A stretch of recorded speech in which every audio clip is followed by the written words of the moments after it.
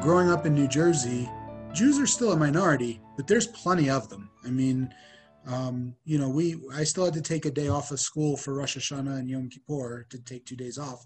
But in my school, it was like 30% of the student body had to take off. And the faculty. Yeah, right. Exactly. So, and synagogues were full. They sold tickets because not everybody could get. So there was a good Jewish population throughout New Jersey and, Manhattan and Brooklyn and all that area. And so when I left New Jersey and went to the Midwest for graduate school was the first time I really felt like a minority. In fact, when I did my medical residency, not my psychological residency in Southern Illinois, there was one synagogue.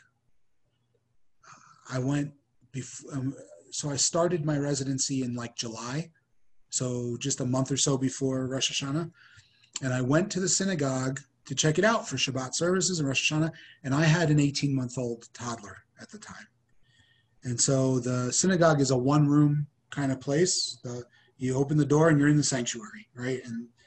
And there's, nothing out. There's bathrooms and that's it. There's no other room. There's no childcare room. And so I said to them, hey, I have a toddler. Like, is it okay to come to services with a toddler? Like, oh, we love children. Children are a blessing, Machaya, come bring them. And so I did bring my toddler to Shabbat a couple of times. And then Rosh Hashanah, I brought him, and the synagogue was packed. For Shabbat, there was nobody there. But this was a university town, and so all the Jewish students made their parents happy, and Rosh Hashanah was packed. And my toddler was, kind of running up and down the aisle in between the sets of pews, he's running up and down the aisle. What toddlers do best. Right. But in all honesty, he wasn't making noise. He wasn't screaming. He wasn't crying. Now, if I tried to hold him and prevent him, he would, he'd scream. So I was kind of letting him walk up and down the aisles because it was a minimal distraction.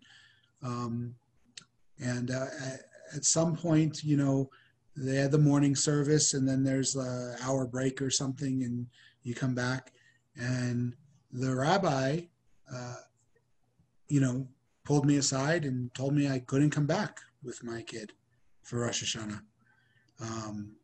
One of the college students who was there had complained that it was distracting. So I was pretty appalled that a rabbi would put a Jewish person out on Rosh Hashanah. That to me was unthinkable. I try not to be judgmental, but I can't wrap my head around it.